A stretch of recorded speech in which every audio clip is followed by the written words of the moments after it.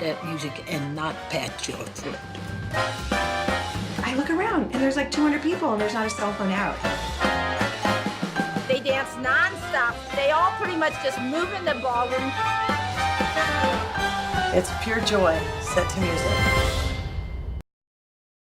Alive and Kicking is directed by Susan Glasser and is a documentary about swing dancing. This movie came alongside The Void as another video-on-demand release this past weekend. So after witnessing The Void, I wanted to watch something more chill. And after looking at this one and seeing such great interest and such great compassion put in this movie, I just had to see it. And Alive and Kicking really hits the target for what it's trying to hit. It may follow a bit of a cliche documentary formula of following this person and following this person, but cliche doesn't always mean bad because this movie does it to perfection. And from the start, this movie is just so stylish. It has such a great charisma about it, and it doesn't ever let up because movies like this, it has what it wants, and then it just kind of loses that over time. But Alive and Kicking knows what it wants to be. It knows its audience, and it doesn't care about anyone else.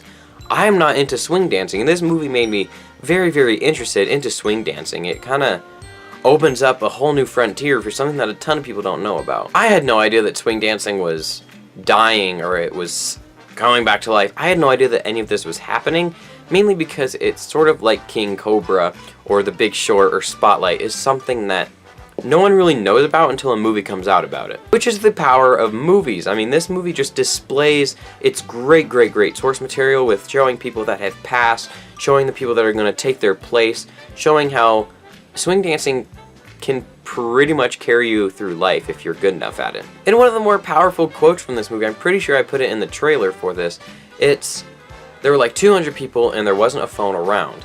And I really like that because it kind of shows that swing dancing is one of those things that people aren't recording because there's always a phone out no matter where you go. And Susan Glasser does an amazing job at directing this. I can't even imagine the layout that she had for this, sort of like wanting to go here and then go to this competition. There's just so much going for this movie and it really uses and utilizes everything that it has. This movie is currently sitting at some awesome ratings on some big sites, but sadly this movie, no one knows about it. I mean, there are 5 critic reviews on Rotten Tomatoes. But all those are positive. That aside, it's just sad how movies like this have so much compassion and work so much harder than movies like Underworld and Resident Evil. I mean, this movie deserves a lot more than it has. And it never overstays its welcome. Alive and Kicking does have its issues, it does have its pacing issues, but most documentaries do. It really comes full circle in the end, and that was a very cool thing to see. This movie was money well spent because I learned about something that I had no idea about, and that's the power of not only movies, but of documentaries. I mean, I didn't know about a tickle fetish porn until I watched Tickled. I hope a lot more people go see this because it is very interesting.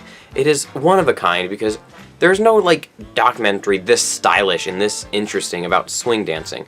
So if you ask me, I would say go see or stream Alive and Kicking right now because it is a very, very interesting ride.